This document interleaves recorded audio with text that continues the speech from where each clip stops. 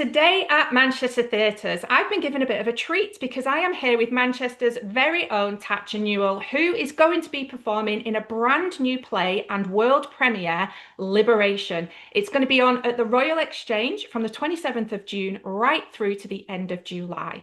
Now, of course, we all know and love Tachia from way back when for playing Bolton Smiley in Waterloo Road, but he has gone on to be in some stonkers such as Doctor Who and Dodger and Life After Life. On stage, we're talking shows such as Animal Farm and Macbeth, and actually loads at the Royal Exchange as well, including Mother Courage, Hamlet, and Light Balls. So loads to go through here, but thank you for joining me, Tachia. And yeah, is it kind of cool being back on not only your own turf, but back at the Royal Exchange, which I'm guessing is kind of becoming a bit of a second home for you now?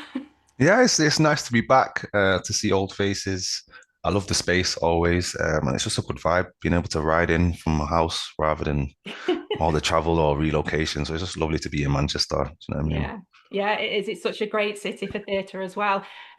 So Liberation, this Yes. is inspired by the Pan-African Congress. Yeah. Historical event happened in Manchester, 1945. So tell us how that kind of where the play picks up with that and what the show is about.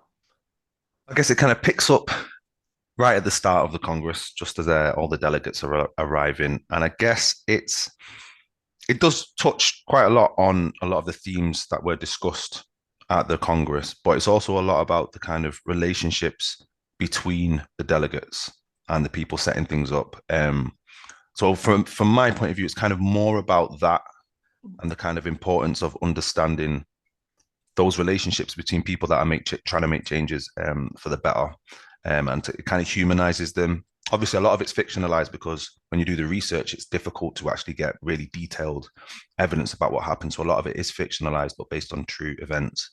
Um, but yeah, it's really about those connections of people trying to help each other, or maybe the edges that people develop over the years of trying to be better for things. The edges that they develop can then have an effect on the next people coming up underneath them.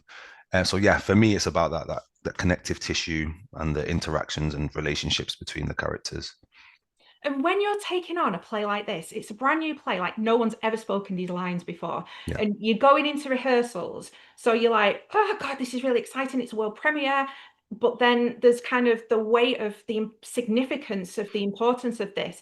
When you're going into those rehearsals for the first time, is it kind of like a mixed bag of emotions as to how you're feeling? For me, no. That's developed as the weeks have gone by. So at first I was just like, oh yeah, sick, let's go in, let's have a bit of fun, whatever. And then as the times passed, I've been like, yo, this is a real guy. This is a real guy, and he's from Manny, like my character Len Johnson.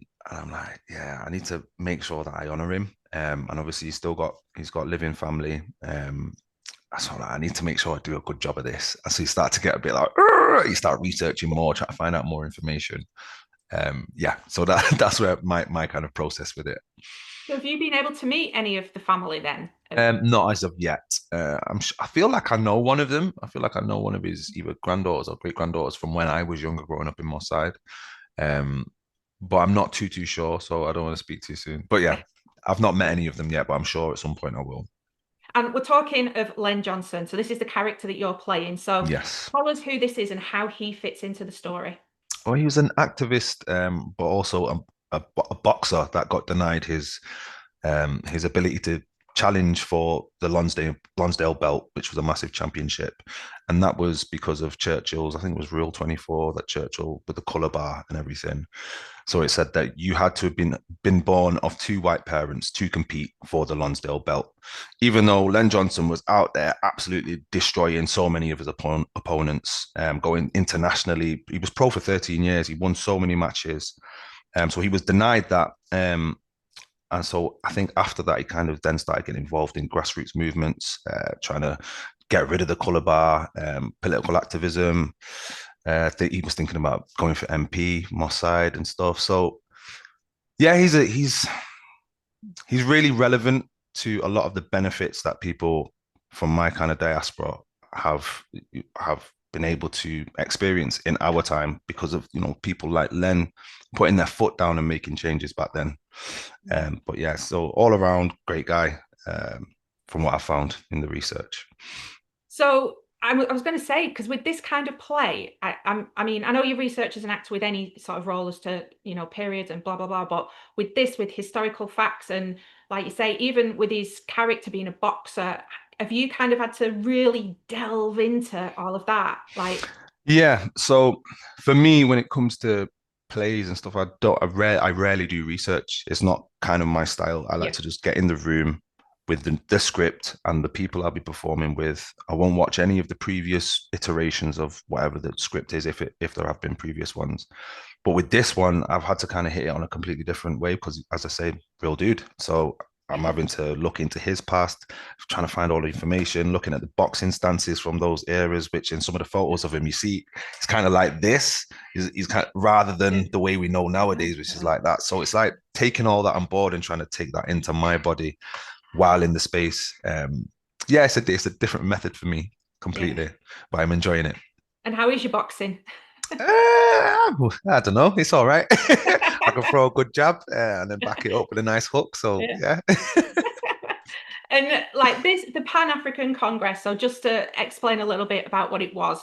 So it was this thing that went on in Manchester, 1945, and it was basically to look at equality, wasn't it? And independence of African and getting rid of the colonization. And it's insane to think that not only is this such an important historical thing, but with it happening right here, Mhm. that it's not something that you kind of learn about in school. It's Yeah. insane. So it's really important to have plays like this out there, isn't it? Yeah. Yeah. It's very Yeah. important, especially with it being like the 80th anniversary of the event itself.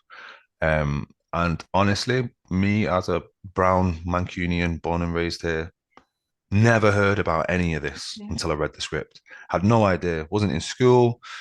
It's just not information that's handed down. They give us like Black History Month and everything. I'm like, well, how did we not learn about this? Mm. This is British history as well as it's African history, as well as it's African American. It's like the whole diaspora from around the world. Plenty of people came and converged on Manchester, um, as a central focal point for this Congress.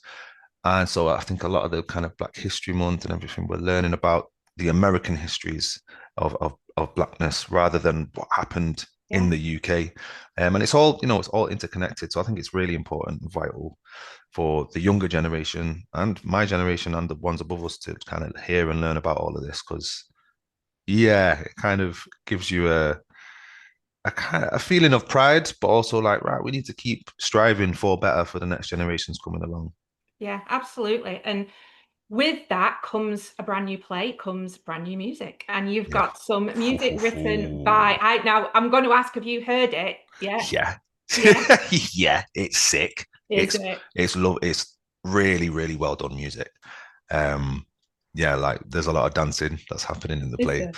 And obviously me, myself, if music ain't good, I can't really dance to it, but it's music good. So yeah, I'm bopping. Yeah. And this, of course, it's by Ifeo Gunjobe, who's done Yeah. this, who like amazing, amazing person. Um, so as well with this, what I love is that the Royal Exchange are putting on some additional things. So there's going to be an exhibition Hmm. with the history, and there's also going to be a special performance on I think it's the 15th of July. Mm. And I think they're calling it the Pan-African Speakeasy.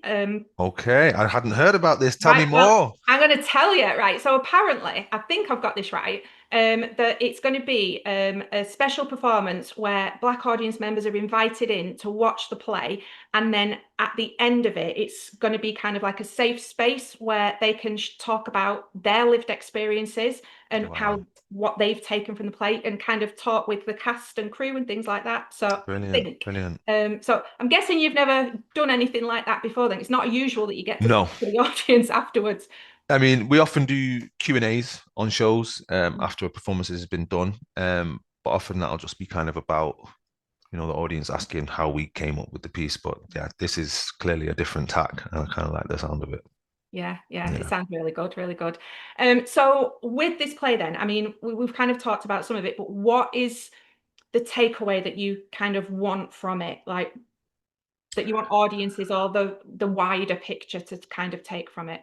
I want people to take the kind of idea that even great people are just humans. Mm.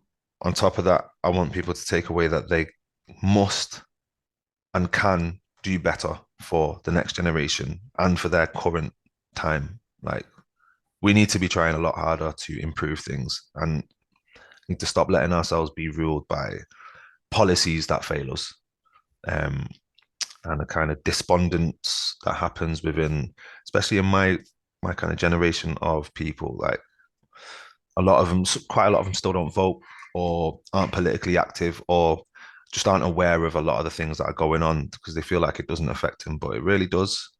And I want people to just go return home as well, like go to Africa and get your feet on that ground over there. Like, it's inspired me to. I've not been back to Africa for so long now, and I just need to get back. I need to put my feet on the soil and just, soak it in.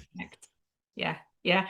So you must be coming towards the end of rehearsals, are you? Yeah, I think we've got like 2.5 weeks left. No, 1.5 weeks left, and then we'll be up doing tech and all those wonderful things. Yeah, it's always a joy at the Royal Exchange because no matter what, you just the brain trying to figure out how are they going to use that space, and it just never ceases to amaze you at all, does it? Yeah, no, it's a beautiful. So we've got a lovely set as well, which I'm excited to get on once it gets built and put in. The costumes are amazing. The lighting's going to be amazing. So yeah, with all of that, and then the dancing and the acting and all, it's going to be a party. Yeah.